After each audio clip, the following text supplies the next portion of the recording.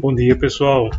Meu nome é Nildo, eu faço parte da mecânica newtoniana, sou aluno da Universidade Federal Rural de Pernambuco e eu estou aqui para apresentar a vocês a respeito da terceira lei de Newton. O que a terceira lei de Newton nos fala? Que é o princípio da ação e reação. Vamos para o nosso roteiro de aula, saber o que a nossa aula propõe. Então, os conteúdos da nossa aula é para compreender as leis de Newton, identificá-las em situação do cotidiano e resolver problemas utilizando os conceitos das leis de Newton. Nosso objetivo é aprender a lei de Newton, também conhecida como princípio da ação e reação, e entender como ela se aplica no nosso cotidiano, não é isso, pessoal? Então, nossa introdução vai ter um breve relato, né? Qual foi a descoberta que Newton teve lá em 1665, né? Quando ele estava na Inglaterra, passando por um período de pandemia, igual estamos passando agora, ele teve que se isolar. E quando ele se isolou, ele passou a estudar, ver os seus trabalhos, ver as suas anotações e teve uma descoberta que foram as leis de Newton. Então, a descoberta de Newton para a terceira lei de Newton foi: sabemos que a força é um fruto de uma interação, ou seja, a interação entre dois corpos. E essa ação realizada pelo corpo A sobre o corpo B gerava uma reação. Então Isaac Newton percebeu que toda ação estava associada a uma reação, de forma que, numa interação, enquanto o primeiro corpo exerce uma força sobre outro corpo, também o segundo corpo exercerá sobre o primeiro corpo uma força que ele dotou assim de reação. Assim, toda interação teríamos o nascimento de um par de forças, que é chamado o par ação-reação. Então vamos entender melhor como é o princípio da ação e reação. Percebam essa imagem. Um homem correndo sobre uma embarcação e ele salta em direção ao pier. A força que os pés do homem está exercendo sobre a embarcação faz com que ele se desloque sobre a embarcação e tome um impulso para se lançar sobre o pier. Perceba que, a partir do momento que ele corre para frente, o barco está se distanciando do pier, ou seja, indo para trás. Nesse caso, a embarcação está realizando uma força proporcional de igual intensidade a que ele está realizando sobre a embarcação. Isso faz com que a embarcação siga para um caminho oposto ao que o homem está fazendo. Vamos analisar um pouco essa imagem e entendemos que para toda interação na forma de força, que um corpo A aplica sobre um corpo B, ou seja, o corpo A, o homem, está aplicando sobre o corpo B a embarcação, irá receber a força de mesma intensidade, direção e sentido oposto. Então, por que intensidade e direção? Percebam que força trata-se de vetor, e vetor é uma força que tem direção. O sentido será oposto. Por quê? Porque o homem está se deslocando para o pier, enquanto a embarcação está indo para longe do pier. Transformando isso em uma fórmula para a lei de Newton, podemos expressá-la matematicamente quando dizemos que a força que o corpo A exerce sobre o corpo B, ou seja, F A, B, é a representação física que utilizamos, é igual em intensidade à força que o corpo B faz sobre o corpo A, quando representamos ali F, B, A, representação física. No entanto, com a força atual na mesma direção, mas em sentidos opostos, seus sinais são diferentes. Então, a expressão matematicamente da fórmula da terceira lei de Newton é essa que vocês estão visualizando, tá certo? Vamos traduzir isso de uma forma simplificada. Percebam essa imagem, onde o canhão ele está lançando a sua bala, sua munição. Então, o corpo A, que é o canhão, está lançando o corpo B, que é a bola, para uma determinada distância. Então, nesse caso, dizemos que o corpo A está exercendo uma força sobre o corpo B, onde o corpo B também está exercendo uma força no corpo A. Como assim? Como isso funciona? Percebam que conforme o corpo B sai do corpo A, o corpo B empurra o corpo A para trás. Ou seja, tem a mesma intensidade, só que sentidos opostos. O corpo B se desloca para frente, enquanto o corpo A se desloca para trás. Isso nos remete a sabermos um pouco melhor sobre força-peso e força normal. A gente já viu na aula passada, com a segunda lei de Newton, um pouco sobre força, peso e força normal. Aqui eu vou trazer um breve relato sobre a força-peso e a força normal, para que vocês possam entender um pouco melhor como a força exerce sobre essa situação da terceira lei de Newton. É comum pensarmos que a força-peso é normal e normal formam um par ação e reação. No entanto, isso não é verdade. A força-peso e a força normal, que fazem os astros em todos os corpos se encontrarem sujeitos ao seu campo gravitacional, isso é muito importante, tá certo, pessoal? O campo gravitacional, a gente vai falar sobre isso um pouquinho mais para frente. Quando a Terra nos puxa para baixo, por exemplo, a Terra puxa para baixo, a gente puxa para cima. No entanto, se houver alguma superfície que possa impedir de continuarmos caindo em sentido ao centro da Terra, faremos assim uma força de contato. Consequentemente, a superfície reagirá e aplicará força com reação, chamada força normal. Aqui a gente tem um pequeno exemplo que eu fiz. Imagine que essa circunferência azul, esse círculo azul, é a Terra. Ali tem uma mesa e tem uma caixa. Observem bem a interação dos vetores. A força normal puxa para cima e a força peso puxa para baixo. Detalhe muito importante quando a gente observa essa imagem é que nós temos a força normal da mesa, ou seja, a caixa está em relação à mesa. Por que em relação à mesa? Porque a mesa ela está fazendo contato conosco, no caso contato com a caixa, impedindo que a caixa continue caindo em sentido à Terra, o centro da Terra. Certo? E analisem bem, aqui onde temos aqui a força P, né? Força peso, ela está puxando para o centro da Terra e não em sentido à mesa. A mesa também está sendo puxada para sentido à Terra. Por que esse N aqui está negativo? Porque a força normal está se equiparando à força N. Isso nos remete àquela situação que nós vimos na segunda lei de Newton. O módulo da força-peso é igual à massa vezes a gravidade. Direção vertical, sentido para baixo.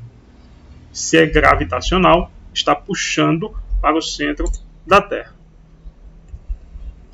Então vamos entender um pouco sobre as propriedades do par ação-reação. A primeira propriedade, assim por dizer, estão associadas a uma interação única, ou seja, ocorre sempre com forças trocadas entre apenas dois corpos. As forças do par têm sempre a mesma natureza, podem ser ambas contatos ou ambas de campo. O par de forças nunca atua no mesmo corpo, tá certo, pessoal? Como as forças atuam em corpos diferentes, nunca se anulam. Uma observação que eu deixo aqui para vocês é que o par ação-reação nunca se equilibra, pois as forças atuam em corpos diferentes. Tá bem? Aqui eu vou falar um pouco sobre interações de força. Nós temos a força centrípeta, que é uma força que um corpo com determinada aceleração exerce no movimento circular. Nós temos a força magnética, que é a força de atração e repulsão exercida pelos ímãs ou objetos magnéticos. E nós temos a força gravitacional, de atração mútua entre os corpos físicos do universo. Aqui temos um exemplo simples e objetivo sobre a força contada. No caso, o par de forças de tração, o par de forças normal e o par de forças de atrito.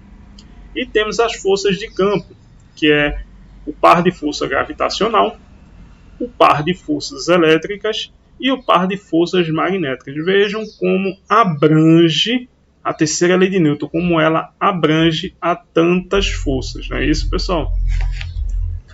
Vamos para uns exercícios resolvidos para a gente discutir um pouco sobre as questões aqui, certo? Então vamos lá. Primeira questão.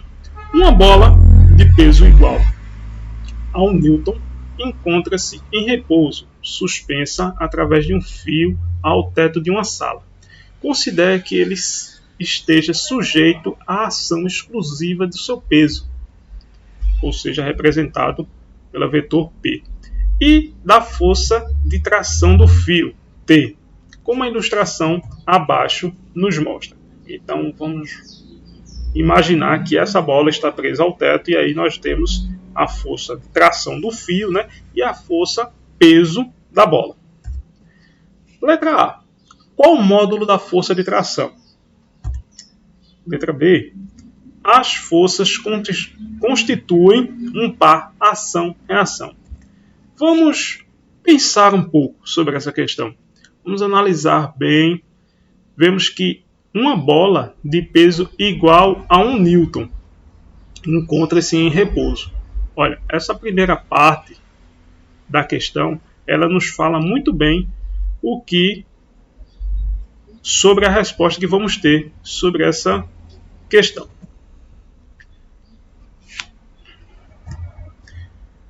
Vamos à resolução dessa questão.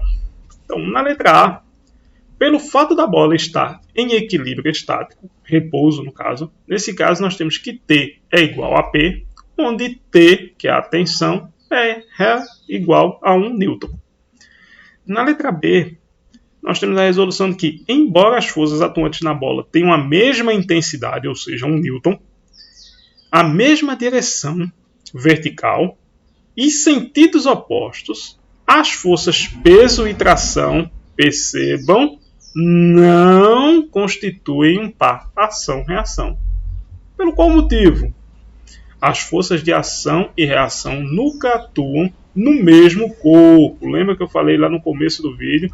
A gente falou sobre um pouco quais são as forças de atuação. E elas não atuam no mesmo corpo. Certo? Vamos a uma segunda questão. Aliás, uma observação nessa questão 1. Na situação apresentada, a bola sofre duas interações. Uma de campo gravitacional com a Terra e uma de contato com o fio. Ou seja, aquele esquema que estava posto, veja como ele ficou diferente agora, né? A força tração, a bola ela sofre duas forças diferentes. O campo gravitacional e o do contato. Interessante essa observação. A segunda questão que eu trouxe para vocês é um pouco mais sofisticada, mas vai fazer com que você entenda melhor um pouco sobre essa questão de contato. Vamos à questão. Na Amazônia, devido ao seu enorme potencial hídrico, o transporte de grandes cargas é realizado por balsas que são empurradas por rebocadores potentes. Suponha que se quer transportar duas balsas carregadas, uma maior de massa M e outra menor de massa M pequeno, que devemos ser empurradas juntas por um mesmo rebocador. E considere a figura abaixo, que eu vou mostrar daqui a pouco a figura para vocês, que demonstra as figuras A e B, possíveis para este transporte. Na configuração A, o rebocador exerce sobre a balsa uma força de intensidade, FA, e a intensidade das forças exercida mutuamente entre as balsas é FA pequeno. Analogamente, na figura B, o rebocador exerce sobre a balsa uma força de intensidade FB, e a intensidade que é das forças exercida mutuamente entre as balsas é FB pequeno. Então, eu vou trazer aqui para vocês a imagem. Então, a configuração A é aquela e a configuração B é essa de baixo. Analisando um pouco essas configurações, nós podemos dizer que, considerando a aceleração constante impressa pelo rebocador, desconsiderando quaisquer outras forças, é correto afirmar que... Aí temos as alternativas. Vamos pensar um pouco nessa questão. Vamos analisar a figura, vemos o rebocador e vamos analisar como seria feita essa questão. É uma questão fácil, mas que requer um pouco de atenção. Vamos à resolução?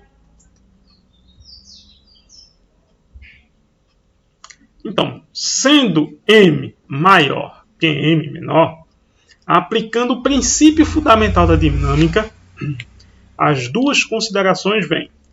Aí nós temos um esquema de equações. Perceba, fizemos aqui um pequeno esquema e obtemos esse resultado aqui, tá certo? Então, qual é o resultado que nós temos? A alternativa D, pessoal. Terminamos a nossa aula e eu vou deixar aqui para vocês uma mensagem do nosso saudoso Isaac Newton, onde ele diz que o que sabemos é uma gota, o que ignoramos é um oceano. Eu agradeço. Vou deixar também as referências aqui do livro do qual foi feito esse material. Vocês podem observar.